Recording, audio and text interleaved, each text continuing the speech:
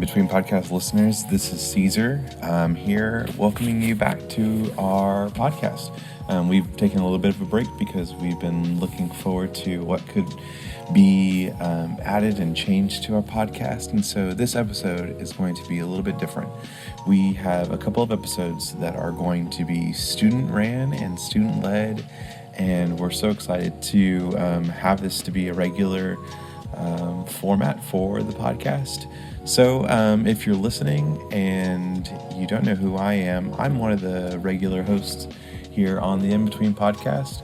And I'm really excited to include more students into the process. So the episode that you're going to hear today is going to be a conversation about mental health, and it's all going to be led by students. So rather than me explain how it's going to work, I'm just going to let you listen to this awesome conversation had by some of our friends from Lake Forest Youth.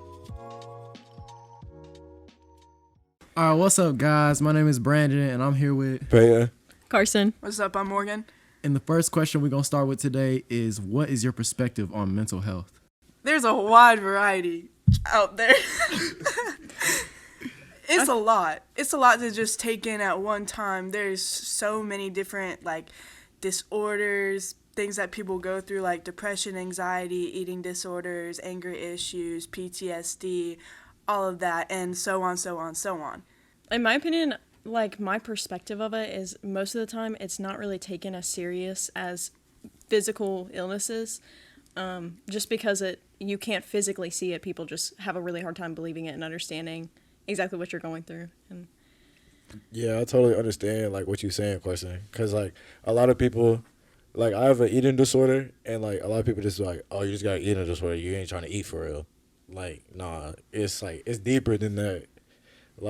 You just don't understand, or some people honestly are just too scared. Not really. Oh no, I wouldn't really say too scared, but not able to have the confidence and just say, "Oh, I have this disorder," and not really jail to it. I feel you on that. Going off what Carson said, it's mental health is something that everybody should work on and make sure they have it right, because you might feel fine one day, but something's just been building up. If you just keep working and working and working, you have a job where you just keep working and working and working, that might be weighing down on your psyche and your mind, and one day you might just have a mental breakdown in front of everybody. So I feel like that's something that everybody should work on, because your mind is something that you need to keep safe. It's one of the hardest things to talk about, honestly, because most of the time people just feel like nobody understands you. I get what you're going through, Peyton. I also am going through the same thing. It's just it's hard to talk about, because some days you're feeling fine, the next day you're hitting rock bottom, and you don't want to seek out for help. One day be good and just seem like you're attention seeking, you know what I mean? Because nowadays people are oh, da da da da. It's not right. I have no clue what I'm saying. No. Right now. We get you. Yeah. I feel like it's really hard for especially parents and adults to understand exactly what we're trying to get at too, because they don't take into consideration how serious of an issue it is when it builds up for a really long time and they don't get you the proper help that you need and stuff like that. It's a spiral. It just gets worse over time when other people just don't take it seriously. And I feel like parents are probably the worst about that, because they just feel oh, well, my kid's fine. It's just in their head. It's not really that important. Why is it hard for others to understand? I feel like it's hard for people to understand mainly because it's either they don't know what you're going through, they don't know how hard it can actually be, or they have been through it and they just don't want to sit there and talk to you about it because it could trigger them. And probably because an older generation, our moms or our dads, haven't been taught that mental health is something that you should always check on with your kids. It's something you should always keep an eye on, because with them it's they might have been through so much, oh, y'all generation, y'all don't go, they feel we don't go through anything, but it's not it's not such as the physical, but it's what's going on in our heads, because just because we're not going through anything physical right now, you never know. You never know. That's why you should always try to ask or have someone to talk to, in your life, that you can just speak to and like let everything out with. Honestly, also, I feel like the reason why it's like kind of hard for like people to like just like come out like and talk about their mental health is because people might judge you. You might just not understand. Like they just be like, "Oh, you just fine." Like some like that can honestly hurt someone just because like you saying, "Oh, you just fine." Like sometimes like always that's all I was like always try to be happy and just be like, "Oh, I hope you're doing well," or just like trying to like lighten the mood and just ask, "Hey, is everything okay?" and stuff like that. Like that could literally just change someone's day up like just by saying that. One of the big questions is like, how can you like bring awareness to like mental health disorders or like mental health in general? I think it's something that it starts with the younger generation or our generation, like this, like what we're doing right now. You're listening to this. Go ask someone when this is over and you're done listening to it. Go ask someone how their day was or how they're actually feeling. Like, how do you feel? Like, how are you feeling today? I totally agree with you because like someone is like say like I've definitely had my like rough days in the past. I definitely like talk about it like with the Lord, of course. But then, like I used to be like so scared to like talk about it like with other people because like I just think, oh, everyone just sees me like, oh, I'm always happy, or I'm always showing like my social media side, like me just like outgoing and doing stuff like that. People might not see like what they don't see on like closed doors. So like it's always like good sometimes like when you can just hear someone that just text you like, hey, how you doing, like you good, how's the family, like how's this, how's that, and stuff like that. Like pretty much just like not like a daily checkup but like maybe like a week's on end or like a month's on end, honestly. Right, because whenever people don't check on you, that hurts. Or whenever they do check on you and you let them know how you're doing, they downplay it. I don't know about y'all, but whenever people downplay it to me, that hurts. I feel you on that because sometimes a person like right now as you speak, there could be someone that you live with every day that you know you care about, like your mom, your dad, or your brother or something, but they might be going through something in their head, but it's not that you don't care, it's the fact that you haven't thought about it. Like it's not like you care about them, but like it's just people don't always think about it, and that's not bad on your part, but it's something like now that you know, you can work on. Yeah, I totally understand. Like a lot is like definitely like with parents because they don't know if they're doing too much or they're doing like too little. Cause like when I very first like started like to talk about like my eating disorder, like my mom would like wanted me to go to all these doctors and all this stuff like that. Like it maybe not might just be like, oh, I gotta go to a doctor like to see like what's wrong with me for real, or like what's like wrong with my mental health. Like it might not just be like what a doctor can fix. It might could be like what they can fix, or like what you as a person can honestly fix like itself. Like I really agree with that because I feel like honestly most mental health spirals from how other people act around you and treat you yourself. It's just like I feel like when kids go through like maybe their parents' divorce or issues with I don't know, like substance abuse or just like sexual assault, like really crazy stuff like that. Like it continues to get worse and stuff like that. And it's almost like it spirals from other people's actions and some of your own. So it just depends on how you fix that, like just going forward with your life after that.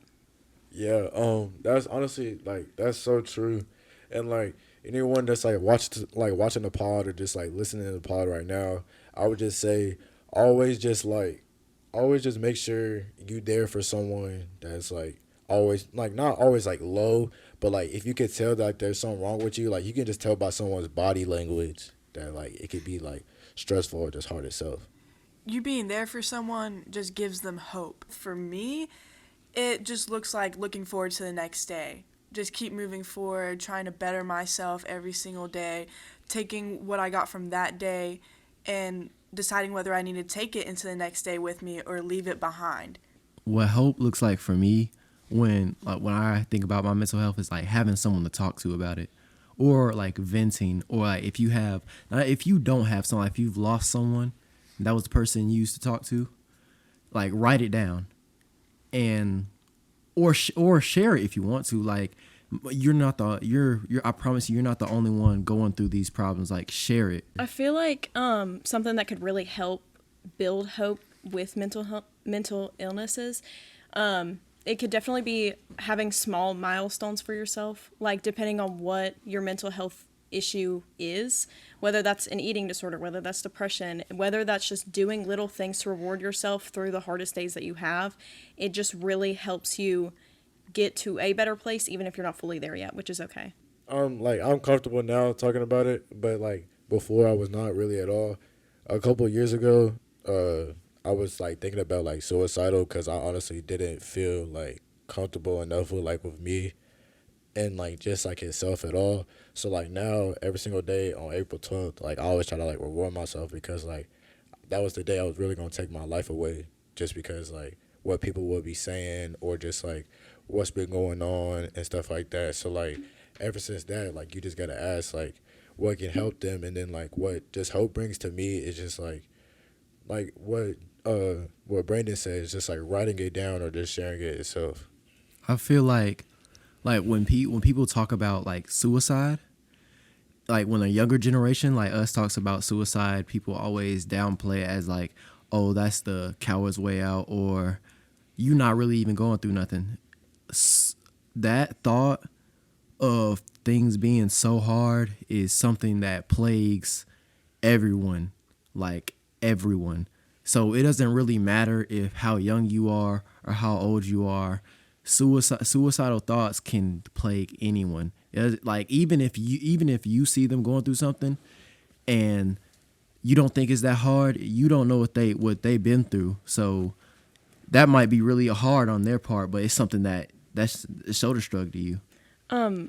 I personally have had my like fair share of the effects of after someone has committed suicide. There was a kid that went to North Lincoln. This was I want to say maybe the beginning of this semester, and he had committed suicide. And every single person, the day that we found out, I mean, people were crying left and right. Most people didn't really know them. This was a quiet kid that didn't really speak about his feelings. He wasn't really out there, and it was absolutely heartbreaking. Like it was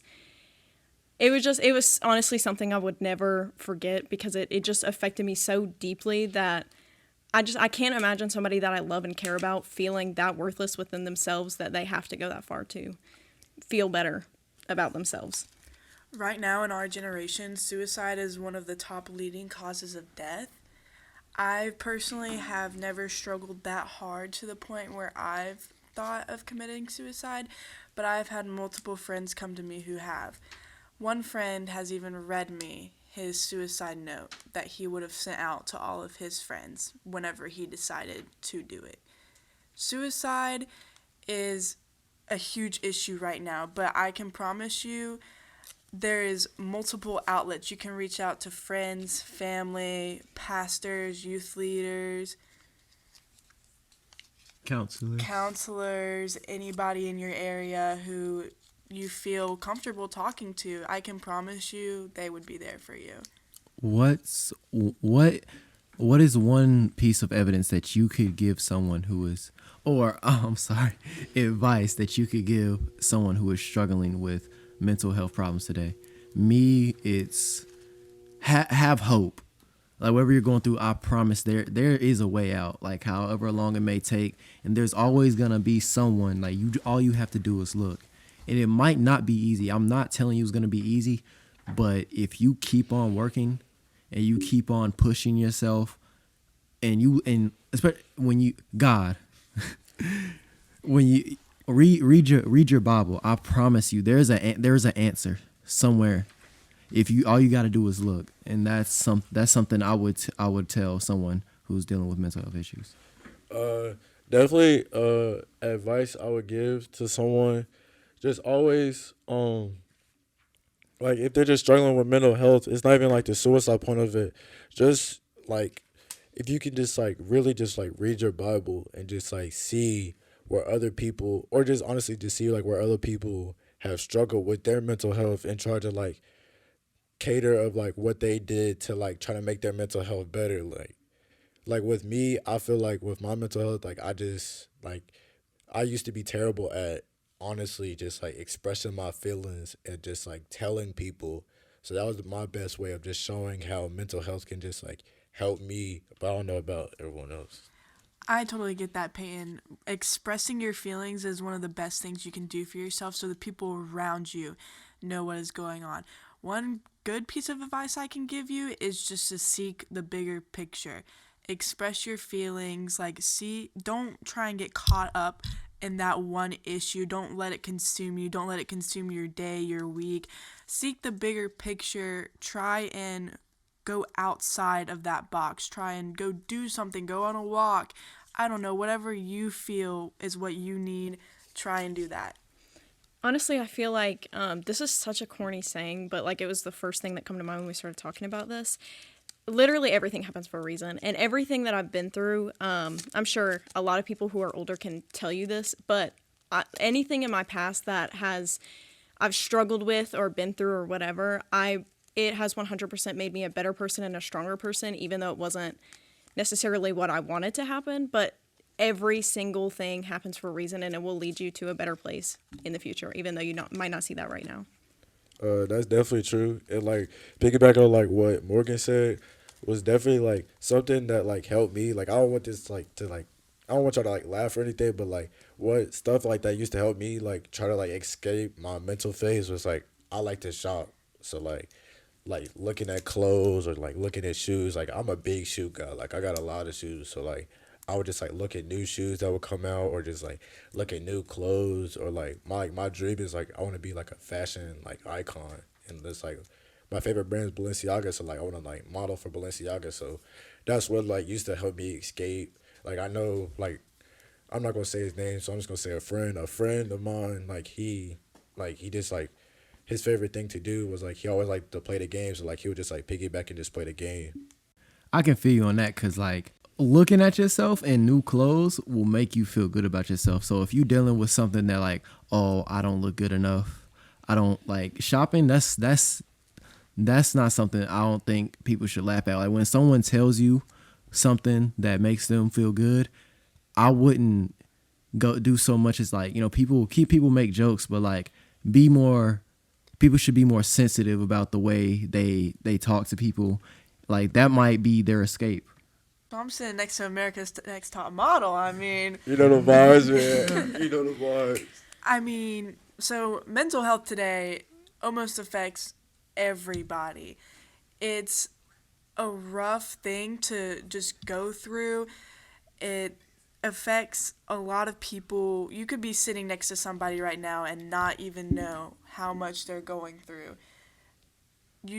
All you need to do, all I ask you to do today is just to check up on your neighbor, check up on your friend, check up on your family, check up on somebody. See how they're doing. Be the next generation to make mental health awareness a bigger thing. Make it a thing. Yeah, it's been fun talking with you guys. My name is Brandon. You got Peyton in here. It's Carson. I'm Morgan. And thank you for listening.